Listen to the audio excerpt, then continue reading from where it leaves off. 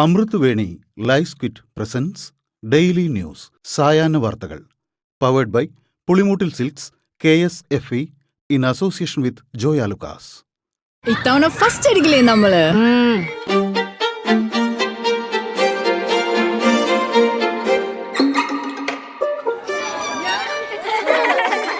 കുട്ടികൾക്കൊക്കെ പെയിൻ ശല്യം ഉണ്ടാകും. അതുകൊണ്ട് ലൈസ് കിറ്റ് ഉപയോഗിച്ച് ക്ലാസ്സിൽ വരാൻ പ്രത്യേകം ശ്രദ്ധിക്കണം. ലൈസ് കിറ്റ് ലൈസ് റിമൂവർ പെയിൻ ശല്യത്തിൽ നിന്നും ഉടനടി ആശ്വാസം. നമസ്കാരം, ഞാൻ നീതു കൃഷ്ണ. ഡെയിലി ന്യൂസിൻ്റെ സായാഹ്ന വാർത്തകളിലേക്ക് സ്വാഗതം. ഇന്ന് നവംബർ 7 വെള്ളിയാഴ്ച. റോഡുകളിൽ നിന്നും പൊതുയിടങ്ങളിൽ നിന്നും തെരുവ് നായ്ക്കളെ നീക്കണമെന്ന് സുപ്രീം കോടതി. തെരുവുനായ ആക്രമണവുമായി ബന്ധപ്പെട്ട് സുപ്രീം കോടതി സ്വമേധയാ ഫയലിൽ സ്വീകരിച്ച കേസിലാണ് നിർണായക ഉത്തരവ്. ദേശീയപാതയടക്കമുള്ള റോഡുകളിൽ നിന്ന് കന്നുകാലികൾ, നായ്ക്കൾ എന്നിവയടക്കമുള്ള മൃഗങ്ങളെ സുരക്ഷിത കേന്ദ്രങ്ങളിലേക്ക് മാറ്റാനും നിർദ്ദേശമുണ്ട്. ഇതിന് സർക്കാരുകളും ദേശീയപാത അതോറിറ്റികളും നടപടി സ്വീകരിക്കണമെന്നും മൃഗങ്ങളെ കണ്ടെത്താൻ പെട്രോളിംഗ് സംഘത്തെ നിയോഗിക്കണമെന്നും സർക്കാർ ഓഫീസുകൾ, സ്പോർട്സ് കോംപ്ലക്സുകൾ, ബസ് സ്റ്റാൻഡ്, റെയിൽവേ സ്റ്റേഷൻ ഉൾപ്പെടെയുള്ള പൊതുയിടങ്ങളിൽ നിന്ന് തെരുവു നായ്ക്കളെ നീക്കാൻ എല്ലാ സംസ്ഥാന സർക്കാരുകളും നടപടി സ്വീകരിക്കണമെന്നും സുപ്രീം കോടതി ഉത്തരവിലുണ്ട്. നടപ്പിലാക്കിയ കാര്യങ്ങൾ ചീഫ് സെക്രട്ടറിമാർ സുപ്രീം കോടതിയെ അറിയിക്കണമെന്നും പിടികൂടുന്ന തെരുവു നായ്ക്കളെ ഷെൽട്ടർ ഹോമുകളിലേക്ക് മാറ്റി വന്ധ്യംകരിക്കണമെന്നും ഇതിനായുള്ള നടപടികൾ മുനിസിപ്പൽ കോർപ്പറേഷൻ അടക്കമുള്ള തദ്ദേശ സ്ഥാപനങ്ങൾ സ്വീകരിക്കണമെന്നും പിടികൂടുന്ന നായ്ക്കളെ വന്ധ്യീകരണത്തിന് ശേഷം പിടിച്ച അതേ സ്ഥലത്ത് തുറന്നുവിടരുതെന്നും സുപ്രീം കോടതി ഇടക്കാല ഉത്തരവിൽ വ്യക്തമാക്കി. നവംബർ 13 സമ്പൂർണ്ണ പണിമുടക്ക് നടത്തുമെന്ന് ഗവൺമെന്റ് മെഡിക്കൽ കോളേജ് ഡോക്ടർമാരുടെ സംഘടനയായ KGM-CTA. അത്യാഹിത സേവനങ്ങൾ ഒഴികെ എല്ലാ പ്രവർത്തനങ്ങളിൽ നിന്നും വിട്ടുനിൽക്കുമെന്നും സമാധാനപരമായി സമരം ചെയ്തിട്ടും സർക്കാർ ചർച്ചയ്ക്ക് വിളിച്ചിട്ടില്ലെന്നും സംഘടന അറിയിച്ചു. ആദ്യഘട്ടത്തിൽ രോഗികൾക്ക് ബുദ്ധിമുട്ടില്ലാതെയാണ് സമരം മുന്നോട്ട് കൊണ്ടുപോയതെന്നും എന്നാൽ സർക്കാർ മുഖം തിരിഞ്ഞു നിൽക്കുന്ന സാഹചര്യത്തിൽ OP ബഹിഷ്കരണത്തിലേക്ക് കടക്കാൻ നിർബന്ധിതരായതാണെന്നും KGM-CTA പറയുന്നു.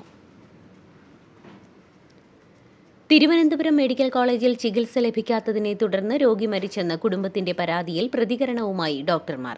എല്ലാ രോഗികളും ഒരുപോലെയാണെന്നും പ്രോട്ടോകോൾ അനുസരിച്ച് എല്ലാ ചികിത്സയും നൽകിയെന്നുമാണ് ഡോക്ടർമാരുടെ അവകാശവാദം. തിരുവനന്തപുരം മെഡിക്കൽ കോളേജ് കാർഡിയോളജി വിഭാഗം മേധാവി ഡോക്ടർ മാത്യു ഐപ്പാണ് മാധ്യമങ്ങളോട് സംസാരിച്ചത്. തിരുവനന്തപുരം മെഡിക്കൽ കോളേജിൽ ചികിത്സ ലഭിക്കാതെ ഹൃദ്രോഗി മരിച്ചെന്ന കുടുംബത്തിന്റെ പരാതിയിൽ പ്രതികരണവുമായി പ്രതിപക്ഷ നേതാവ് VD സതീശൻ. സിസ്റ്റം തകർത്ത അവസാനത്തെ ഇരയെന്നും ആരോഗ്യമന്ത്രി തൽസ്ഥാനത്ത് തുടരാൻ അർഹയില്ലെന്നും സതീശൻ പ്രതികരിച്ചു. ആരോഗ്യമന്ത്രി സ്വയം രാജിവെച്ച് പുറത്തു പോകണമെന്നും സതീശൻ ആവശ്യപ്പെട്ടു. ഇത്തരത്തിലുള്ള നൂറുകണക്കിന് ഒറ്റപ്പെട്ട സംഭവങ്ങളാണ് ഉണ്ടാകുന്നതെന്നും പ്രതിപക്ഷ നേതാവ് പരിഹാസരൂപേണ ചൂണ്ടിക്കാട്ടി. തിരുവനന്തപുരം മെഡിക്കൽ കോളേജിൽ ചികിത്സ കിട്ടാതെ രോഗി മരിച്ച സംഭവത്തിൽ ആശുപത്രിയുടെ വീഴ്ച ആവർത്തിച്ച് കുടുംബം. ഹൃദയാഘാതമുണ്ടായ ആൾക്ക് കിടക്ക പോലും കിട്ടിയില്ലെന്നും തുണി വിരിച്ചാണ് കിടന്നതെന്നും വേണുവിന്റെ ഭാര്യ സിന്ധു പറഞ്ഞു. പലതവണ ആവശ്യപ്പെട്ട ശേഷമാണ് ICUവിലേക്ക് മാറ്റിയതെന്നും അവർ പറഞ്ഞു. ശബരിമലയിൽ വിലപ്പെട്ട വസ്തുക്കൾ അന്യാധീനപ്പെടാനുള്ള എല്ലാ സാഹചര്യവും ഉണ്ടെന്ന് തിരുവാഭരണ കമ്മീഷണർ 2019 നൽകിയ മുന്നറിയിപ്പ് ദേവസ്വം ബോർഡ് അവഗണിച്ചുവെന്നാണ് വിവരം. ദേവസ്വം ക്ഷേത്രങ്ങളിൽ ഒന്നും നിയമപരമായി നടക്കുന്നില്ലെന്നും അന്നത്തെ തിരുവാഭരണം കമ്മീഷണർ RG രാധാകൃഷ്ണൻ 2019 സെപ്റ്റംബർ 2 ബോർഡിന് നൽകിയ കത്താണ് പുറത്തുവന്നത്. കുറ്റക്കാർക്കെതിരെ നടപടിയെടുക്കുമെന്ന ദേവസ്വം മന്ത്രി VN വാസവന്റെ നിലപാട് ഉത്സവപ്പറമ്പിലെ പോക്കറ്റടിക്കാരൻ്റേതിന് സമാനമാണെന്ന് പ്രതിപക്ഷ നേതാവ് VD സതീശൻ. ശബരിമല സ്വർണ്ണക്കൊള്ളയിൽ പ്രതിപക്ഷം പറഞ്ഞ കാര്യങ്ങൾ തന്നെയാണ് കോടതി ആവർത്തിച്ചതെന്നും മുൻ ദേവസ്വം കമ്മീഷണർ N വാസുവിൻ്റേത് രാഷ്ട്രീയ നിയമനമായിരുന്നുവെന്നും വാസു പ്രതിയാകുന്നതോടെ മുഖ്യമന്ത്രിയും സർക്കാരും മറുപടി പറയണമെന്നും സതീശൻ ആവശ്യപ്പെട്ടു. വാസുവിനെ രക്ഷിക്കാൻ സർക്കാർ ശ്രമിക്കുകയാണെന്നും അറസ്റ്റിലേക്ക് നീങ്ങുന്നില്ലെന്നും അന്വേഷണ സംഘത്തിനു മേൽ സമ്മർദ്ദമുണ്ടെന്നും സതീശൻ ആരോപിച്ചു.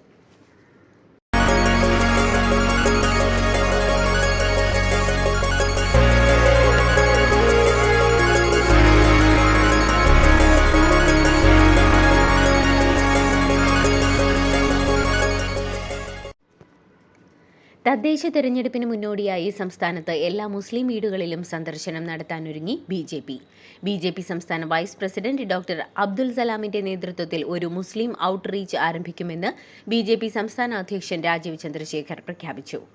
ന്യൂനപക്ഷങ്ങളെ ചേർത്തു നിർത്തുകയാണ് ലക്ഷ്യമെന്നും വോട്ട് പിടിക്കാൻ വേണ്ടിയല്ല ഇത് ആരംഭിക്കുന്നതെന്നും രാജീവ് ചന്ദ്രശേഖർ മാധ്യമങ്ങളോട് പ്രതികരിച്ചു.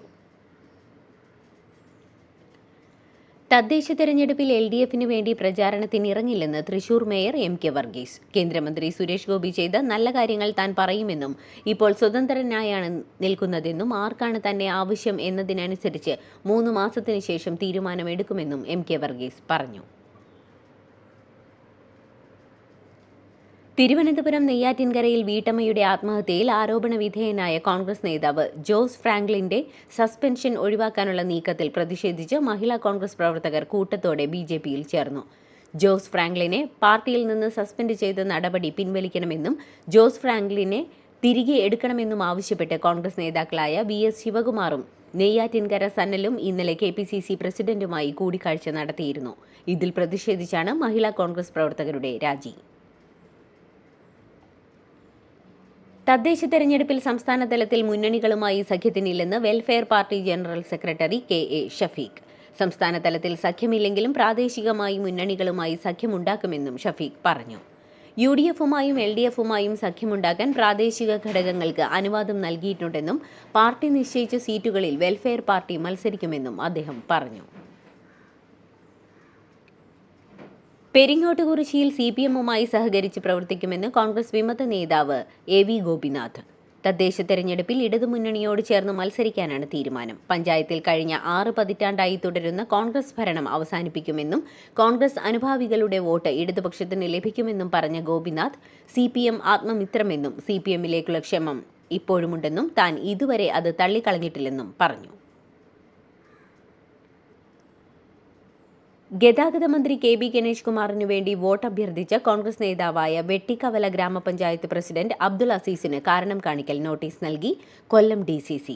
തലച്ചിറ വാർഡ് പ്രസിഡന്റ് സ്ഥാനത്ത് നിന്ന് അബ്ദുൾ അസീസിനെ നീക്കിയിട്ടുണ്ട്. KB ഗണേഷ് കുമാറിനെ വീണ്ടും നിയമസഭയിലേക്ക് തിരഞ്ഞെടുക്കണമെന്നായിരുന്നു കോൺഗ്രസ് പഞ്ചായത്ത് പ്രസിഡന്റിന്റെ ആഹ്വാനം. യുവസംവിധായകർ പ്രതികളായ ഹൈബ്രിഡ് കഞ്ചാവ് കേസിൽ കുറ്റപത്രം സമർപ്പിച്ച എക്സൈസ്. ഖാലിദ് റഹ്മാൻ, അഷ്റഫ് ഹംസ, സമീർ താഹിർ എന്നിവരെ പ്രതികളാക്കിയാണ് കുറ്റപത്രം സമർപ്പിച്ചിരിക്കുന്നത്. കഞ്ചാവ് എത്തിച്ച ഇടനിലക്കാരനെ കണ്ടെത്താനായില്ലെന്നും കുറ്റപത്രം പറയുന്നുണ്ട്. കഴിഞ്ഞ ഏപ്രിലിലാണ് 1.6 ഗ്രാം ഹൈബ്രിഡ് കഞ്ചാവുമായി സംവിധായകർ പിടിയിലായത്.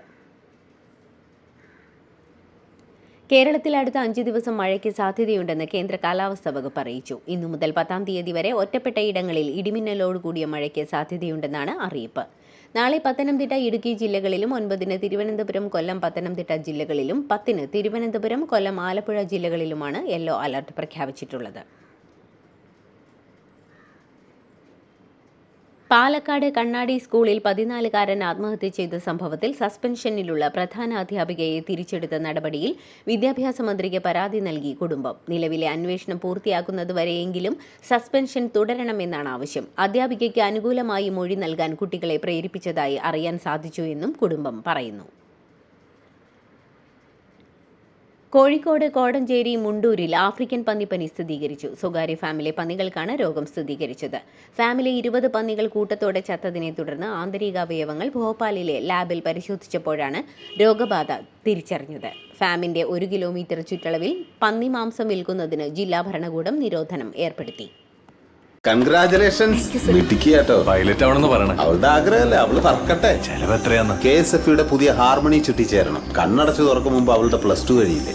കടം വാങ്ങാതെയും സ്ഥലം വിൽക്കാതെയും കുട്ടികളെ പഠിപ്പിക്കാം. KSFE ഹാർമണി ചിട്ടികൾ. KSFE ഹാർമണി ചിട്ടിയിൽ ചേരുന്ന 100 ഭാഗ്യശാലികൾക്ക് സിംഗപ്പൂർ യാത്ര സൗജന്യം. വോട്ട് കൊള്ള ആരോപണത്തിൽ രാഹുൽ ഗാന്ധിയുടെ ആരോപണങ്ങളിൽ പിശകുണ്ടെന്ന മാധ്യമ റിപ്പോർട്ട് ആയുധമാക്കി BJP. രാഹുൽ ഗാന്ധിയേക്കാൾ ഒരാൾക്ക് എങ്ങനെ മണ്ടനാകാനാകുമെന്ന് അമിത് മാളവ്യ പ്രതികരിച്ചു. രാജകുമാരനോട് ആരാണ് സത്യം പറഞ്ഞു കൊടുക്കുകയെന്നും അദ്ദേഹം ചോദിക്കുന്നു. 22 തവണ വോട്ടർ പട്ടികയിൽ വന്ന ബ്രസീലിയൻ യുവതി ഇതുവരെ ഇന്ത്യയിൽ വന്നിട്ടില്ലെന്നും ബ്രസീൽ വിട്ട് പോയിട്ടില്ലെന്നും താൻ മോഡലല്ലെന്നും ഹെയർ ഡ്രസ്സർ ആണെന്നും ലാരിസ ഇംഗ്ലീഷ് മാധ്യമത്തോട് പറഞ്ഞിരുന്നു. ഹരിയാനയിലെ ഒരു ബൂത്തിൽ ഒരാൾ 223 തവണ വോട്ട് ചെയ്തെന്ന് രാഹുൽ ഗാന്ധി ആരോപിച്ച സ്ത്രീ വോട്ട് ചെയ്തത് ഒരു തവണ മാത്രമെന്ന് റിപ്പോർട്ട്. 75-കാരിയായ ചരൺജീത് കൗറിന്റെ ചിത്രം 223 തവണ വരുന്നതാണ് രാഹുൽ ഗാന്ധി ചൂണ്ടിക്കാണിച്ചത്. എന്നാൽ രാഹുലിന്റെ ആരോപണം തള്ളിയ വയോധിക താൻ ഒരു തവണ മാത്രമാണ് വോട്ട് ചെയ്തതെന്നാണ് ഇംഗ്ലീഷ് മാധ്യമത്തോട് വെളിപ്പെടുത്തിയത്. വോട്ടർ പട്ടികയിൽ തന്റെ ചിത്രം ആവർത്തിച്ചു വരുന്നത് 10 കൊല്ലമായുള്ള പ്രശ്നമാണെന്നും കൗർ വ്യക്തമാക്കി. ബീഹാറിലെ കനത്ത പോളിംഗ് ബീഹാർ രാഷ്ട്രീയം മാറുമെന്നതിന്റെ കൃത്യമായ തെളിവാണെന്ന് ജൻസുരാജ് പാർട്ടി നേതാവ് പ്രശാന്ത് കിഷോർ. ആദ്യഘട്ട വോട്ടെടുപ്പിലൂടെ ഉയർന്ന പോളിംഗ് സംസ്ഥാനത്തെ ജനങ്ങളിൽ ഉണ്ടായ ഭരണവിരുദ്ധ വികാരത്തിന്റെ സൂചനയാണെന്നും അദ്ദേഹം പറഞ്ഞു. അതേസമയം ബീഹാറിലെ ആദ്യഘട്ട വോട്ടെടുപ്പിന് പിന്നാലെ ഇന്ത്യ സഖ്യവും NDAയും വൻ വിജയം നേടുമെന്ന അവകാശവാദങ്ങളുമായി രംഗത്തെത്തി. അഹമ്മദാബാദ് വിമാനാപകടത്തിൽ പൈലറ്റുമാരെ ആർക്കും കുറ്റപ്പെടുത്താൻ കഴിയില്ലെന്ന് സുപ്രീം കോടതി. പ്രാഥമിക അന്വേഷണ റിപ്പോർട്ടിൽ പൈലറ്റുമാരെ കുറ്റപ്പെടുത്തില്ലെന്നും സുപ്രീം കോടതി നിരീക്ഷിച്ചു. പൈലറ്റുമാർക്ക് പിഴവ് സംഭവിച്ചതായുള്ള വിദേശ മാധ്യമ റിപ്പോർട്ടിനെതിരെയും സുപ്രീം കോടതി രൂക്ഷ വിമർശനം ഉന്നയിച്ചു.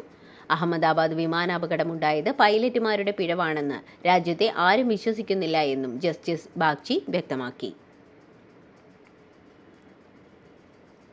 കർണാടകയിൽ മുഖ്യമന്ത്രി സ്ഥാനത്ത് നിന്ന് സിദ്ധരാമയ്യയെ കോൺഗ്രസ് ഹൈക്കമാൻഡ് മാറ്റുകയാണെങ്കിൽ പകരം ഒരു ദളിത് മുഖ്യമന്ത്രി വേണമെന്ന ആവശ്യം ശക്തമാകുന്നു. ഈ ആവശ്യം ഉന്നയിച്ച് ദളിത് സംഘടനകൾ കർണാടകയിലെ മന്ത്രിമാരായ മഹാദേവപ്പയുടെയും സതീഷ് ജർക്കിഹോളിയുടെയും വീടുകൾക്ക് മുന്നിൽ പ്രതിഷേധിച്ചു. പ്രതിഷേധക്കാർക്ക് ദളിത് മുഖ്യമന്ത്രി വേണമെന്ന ആവശ്യമുന്നയിച്ച് നിവേദനം നൽകിയെന്നും ഇത് പരിശോധിക്കുമെന്നും സംസ്ഥാന പൊതുമരാമത്ത് മന്ത്രിയായ സതീഷ് ജർക്കിഹോളി പ്രതികരിച്ചു. മഹാരാഷ്ട്രയിലെ ഭിവണ്ടിയിൽ വൻ തീപിടുത്തം. സരാവലി ഗ്രാമത്തിലെ ഡൈയിങ് യൂണിറ്റിലാണ് തീപിടിച്ചത്. ഇന്ന് രാവിലെ 9 മണി കഴിഞ്ഞാണ് സംഭവം.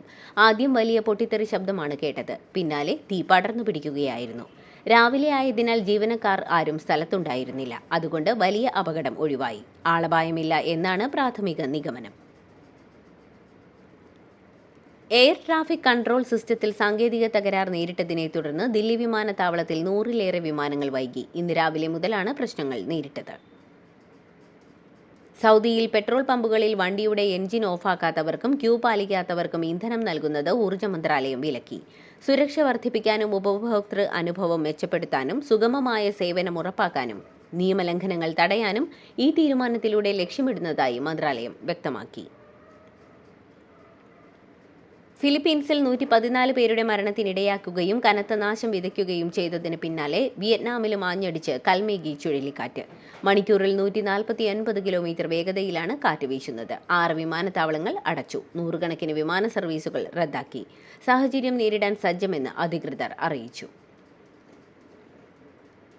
മസ്കിന് $1 ലക്ഷം കോടി അഥവാ $1 ട്രില്യൺ വേതന പാക്കേജ് നൽകാനുള്ള നിർദ്ദേശത്തിന് ടെസ്ല ഓഹരി ഉടമകളുടെ യോഗത്തിൽ അംഗീകാരം. ബ്ലൂംബർഗ് പട്ടികയിലെ നിലവിലെ കണക്കുകൾ പ്രകാരം $461 ബില്യൺ അഥവാ 40 ലക്ഷം കോടി രൂപയാണ് മസ്കിന്റെ ആസ്തി. തൊട്ടു പിന്നാലെയുള്ള ഒറാക്കിൾ മേധാവി ലാറി എലിസണിന്റെ ആസ്തി $303 ബില്യൺ അഥവാ 26.8 ലക്ഷം കോടി രൂപയാണ്. അമേരിക്കയിൽ ഷട്ട്ഡൌണിനെ തുടർന്ന് പ്രതിസന്ധി രൂക്ഷം. ജീവനക്കാരുടെ കുറവ് കാരണം അന്താരാഷ്ട്ര സർവീസുകളെ ഒഴിവാക്കി 10% വിമാന സർവീസുകൾ നിർത്തലാക്കാനാണ് സർക്കാർ തീരുമാനം. എയർപോർട്ടുകളിലെ ജീവനക്കാരുടെ കുറവാണ് വിമാന സർവീസുകൾ നിർത്തലാക്കാനുള്ള കാരണമായി സർക്കാർ പറയുന്നത്.